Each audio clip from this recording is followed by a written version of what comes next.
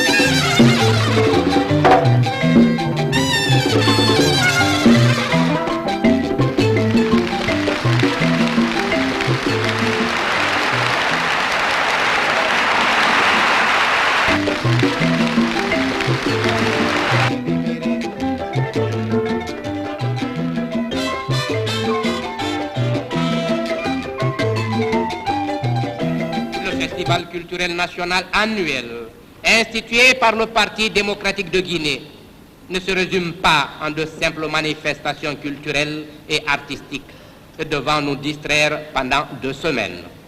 Il s'agit bien d'un bilan annuel dans tous les domaines de la culture. Rien pourtant ne destinait cet homme issu d'une famille de commerçants à devenir un grand chef de guerre. Né aux alentours de 1830 à Maniambaladougou, un village mystérieux situé au sud-est de Kankan, dans l'actuelle Guinée, Samori Touré a passé sa jeunesse à parcourir la région pour vendre les tissus en coton tissés avec soin par son père. Fils de Lafia Touré et de Massorona Kamara, Samori a grandi dans une époque où l'Afrique de l'Ouest était en pleine transformation et où les contacts et les échanges avec les Européens bouleversaient à la fois le paysage économique, artisanal et commercial. Mais la vie de Samori prend un tournant inattendu lorsqu'il est encore adolescent.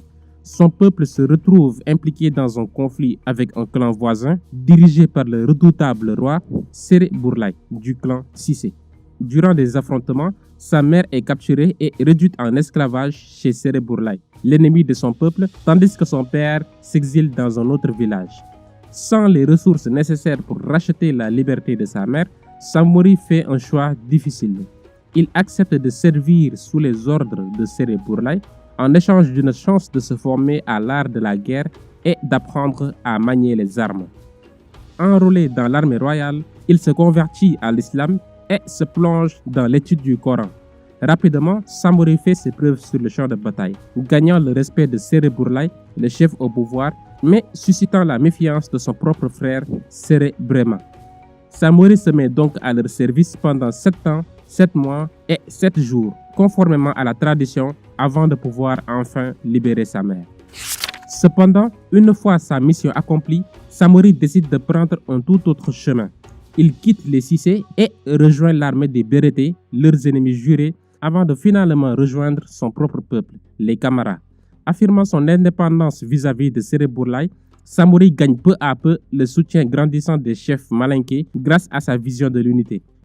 Patiemment, il commence à se construire un empire utilisant la persuasion, les menaces et la guerre, comme l'avait fait le légendaire Soundiata Keita au Mali pour étendre l'État mandingue. Samori se voit attribuer des titres qui incarnent à la fois une consécration de son passé et un projet pour l'avenir. Il est d'abord le Keletigi, chef de guerre, puis le Murutigi, maître du sabre, et enfin le Fama, le souverain incontesté.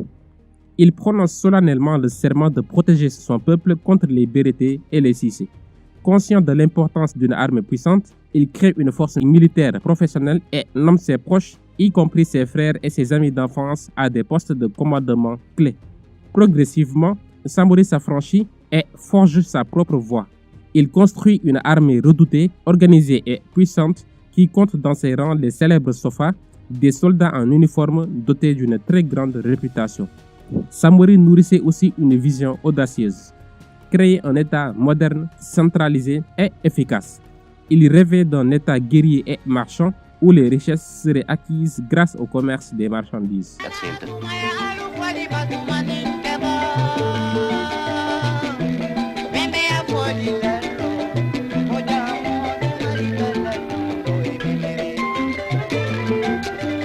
À partir de 1864, la disparition mystérieuse d'El Hadj Omar Foutiyou Tall, le fondateur de l'empire toucouleur en pleine expansion, marque le début d'une lutte effrénée pour le contrôle des territoires.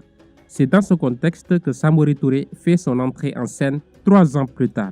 Sous le titre d'Al-Mami, il devient un guide religieux et spirituel respecté, unissant sa foi musulmane à ses aspirations politiques. Cependant, 2 puissants rois du sud du Mandé, Djamoro Adji Diakité et Worokodo Famodou, unissent leurs forces pour essayer de contrer la montée en puissance de Samori Touré. Le 4 avril 1867, une bataille légendaire connue sous le nom de bataille de Saman Saman éclate entre les forces de Samori et celles de ses adversaires redoutables. C'était un affrontement épique où les rois se disputaient la suprématie. Finalement, Samori sort victorieux de cette bataille majeure, consolidant ainsi sa position en tant que chef militaire puissant. Au fil des années, Samori poursuit sa quête de domination, éliminant ses propres concurrents un par un. Il établit la ville de Bissandougou comme capitale de son empire florissant. À travers des échanges commerciaux et diplomatiques, il tisse des liens avec l'empire toucouleur en déclin. Samori Touré règne désormais en maître absolu sur un territoire vaste et diversifié appelé Wassoulou. Ce grand empire s'étendait sur une partie de la Guinée, du Mali, de la Sierra Leone, du Burkina Faso, du Libéria et de la Côte d'Ivoire. Ces collines verdoyantes étaient peuplées de plus de 300 000 personnes, représentant une mosaïque ethnique comprenant les Malinké, les Sénofos, les Mossi, les Peuls, les Sosso et bien d'autres encore. Seul le royaume toucouleur d'Amadou Tall, fils et héritier d'El Hadj Omar Tall, constituait un rival de taille. Mais Samori ne se contente pas de bâtir un empire puissant. Il entreprend également l'organisation de son territoire en utilisant des méthodes traditionnelles et novatrices. L'armée de Samori disposait même de canons européens. Elle était divisée en 2 flancs.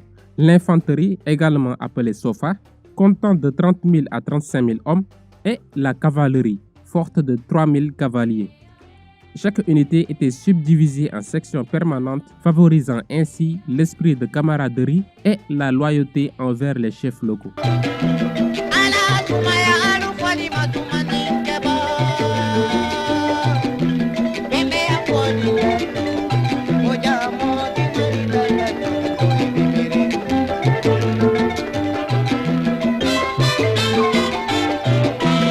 Dans les années 1880, les grandes puissances européennes se lancent dans une course effrénée pour s'approprier les richesses de l'Afrique. Les colonies françaises fixent leur regard sur l'empire de Wassoulou, gouverné d'une main de fer par Samori Touré, perçu comme un obstacle majeur à leur expansion. En février 1882, à l'apogée de l'empire Wassoulou, les Français accusent Samori Touré de refuser d'obtempérer à leur ordre de se retirer d'un important centre commercial Kenyéran que son armée avait attaqué et occupé. Blessés dans leur honneur, les Français lui déclarent la guerre. Mais Samori ne se laissera pas faire si facilement. Cependant, l'Almami de Wassoulou ignorait tout des forces de son adversaire et il découvre plus tard que les Français disposaient de redoutables fusils à répétition et de canons, provoquant des pertes innombrables dans ses rangs.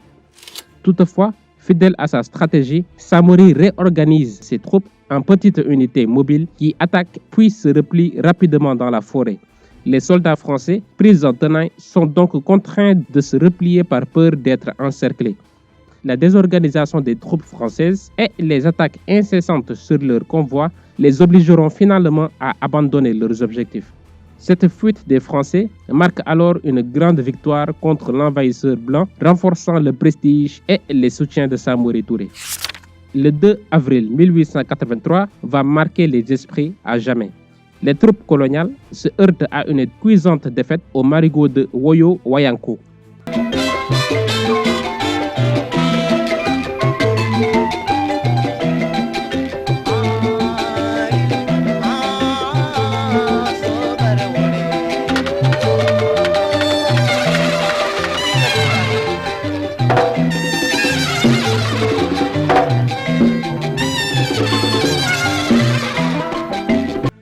Samori, lui, n'a pas le temps de savourer cette victoire.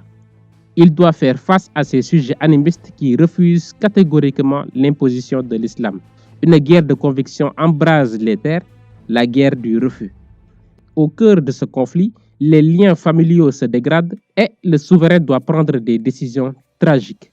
Il en vient même à exécuter son propre fils, Djaoulé Karamoko, qu'il soupçonne de trahir leur cause pour les Français.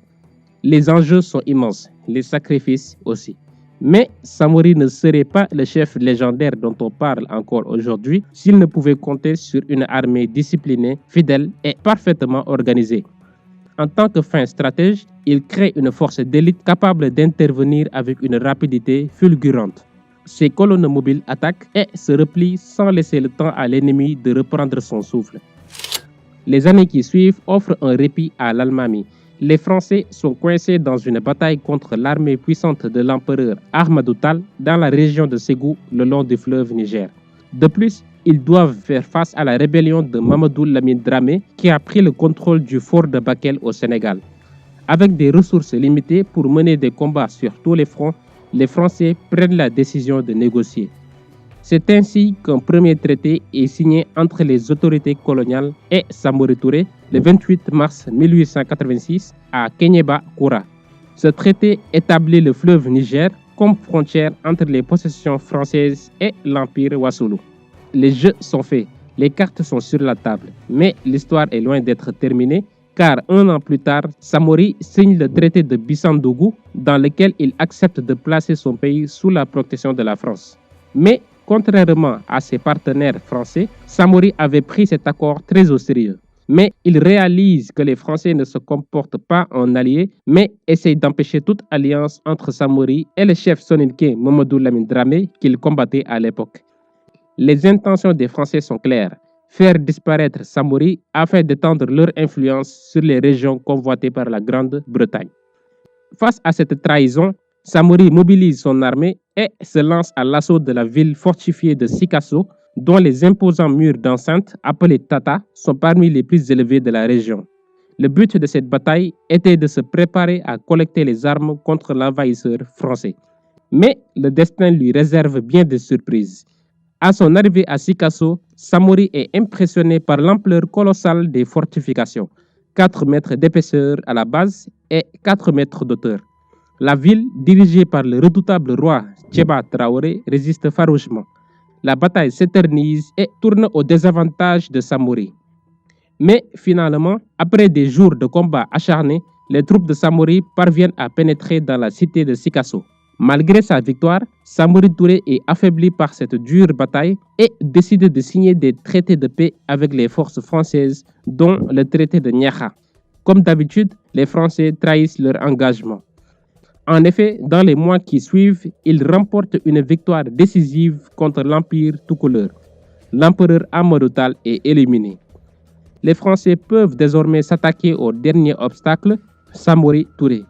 Samori, lucide face à cette menace imminente, tente d'adapter son armée pour faire face à la puissance croissante de ses adversaires. Mais est-ce que cela suffira à contrer les assauts des forces françaises déterminées?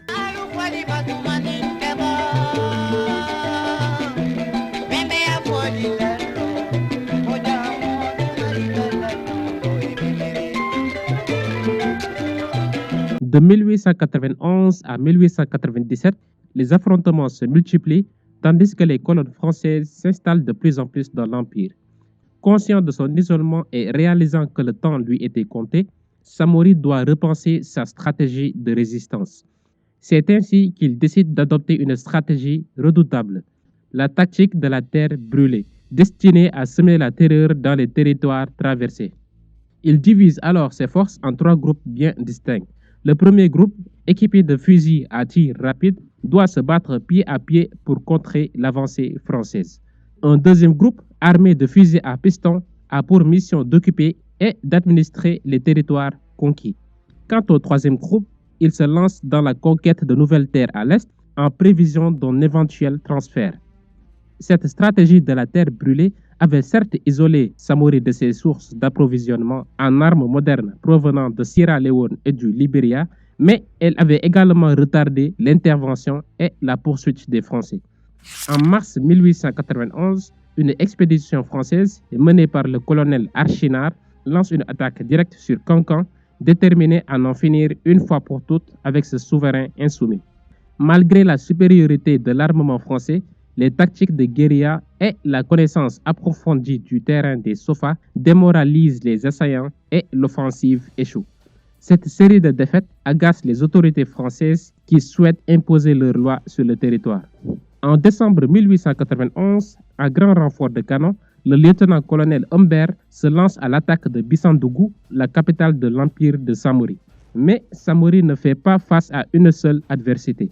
Un coup dur vient s'abattre sur lui lorsque les Britanniques cessent les ventes d'armes conformément à la Convention de Bruxelles de 1890 qui restreint la fourniture d'armes pour mettre fin à l'esclavage en Afrique. Cependant, résolu à défendre farouchement son autonomie, Samori ne se laisse pas abattre. Il mobilise toutes ses ressources, rassemblant les bijoux et l'or du royaume pour acheter des fusils, fondant le cuivre et le laiton des ustensiles pour fabriquer des balles et recrutant de nouveaux guerriers pour renforcer son armée. Humbert, quant à lui, est confronté à une résistance acharnée. Mais malgré cette farouche résistance, les troupes françaises parviennent finalement à atteindre la capitale, mais elle était déjà abandonnée. En effet, Samori avait anticipé leur arrivée et avait fait évacuer la cité. Pour retarder l'avancée de ses ennemis, il met en œuvre la politique impitoyable de la terre brûlée, détruisant tout sur son passage. Dans cette lutte acharnée, Samori Touré, face à la montée des adversités, se détache progressivement de son alliance avec les Français. Il perçoit leur hypocrisie et leur volonté de briser son orgueil, renforçant ainsi son mépris envers les étrangers. Un homme déterminé, Samori ne se rend pas sans combat. Il s'exile vers l'Est, cherchant refuge dans les terres inconnues et hostiles. En 1893, conscient que l'expansion de l'Empire mandingue ne pouvait se faire qu'à l'Est, Samori prend une décision audacieuse. Il déplace la capitale de Bissandougou à Dabakala. Cependant, ce transfert ne se fera pas sans difficulté. Les guerriers se retrouvent confrontés à une opposition farouche de la part de la population locale qui les considérait désormais comme des envahisseurs étrangers. Samori se retrouvait donc dans une situation précaire et la seule voie qui s'offre à lui était de se confronter directement aux Français. En 1894, la poussée finale des Français est déclenchée, concentrant toutes leurs troupes au Soudan occidental pour en finir avec les derniers territoires de Samori. L'armée de Samori fera preuve d'un courage inébranlable, mais sera complètement dépassée par la puissance des Français qui étaient en pleine force. Un bon matin du 29 septembre 1898, Samori Touré, plongé dans ses lectures pieuses du Coran, voit arriver un groupe de 200 tirailleurs sénégalais mené par un sergent français du nom de Henri Gouraud. Les soldats français capturent les principaux fils de Samori ainsi que tous les membres de sa cour. Surpris, l'Almami s'élance en direction des écuries pour prendre un cheval et ne pas tomber dans les mains de l'ennemi. Mais il sera vite rattrapé. Humilié, il demande à être tué immédiatement, préférant la mort à la honte de la captivité. Mais les colonisateurs refusent de lui accorder cette demande. Au lieu de cela, ils l'humilieront davantage et vont même le traîner jusqu'au Sénégal avant de l'emprisonner et de l'exiler à Ndiolé au Gabon où il meurt 2 ans plus tard. Samori Touré, par son parcours exceptionnel, incarne à la fois le génie créateur d'un empire et la résistance farouche d'un homme. À l'image d'El Hadj Omar Foutiyou Tall et bien d'autres conquérants africains, c'était un homme avec une grande envergure visionnaire qui va faire face à la domination étrangère pendant plus de 15 ans, malgré l'écrasante supériorité militaire des Français.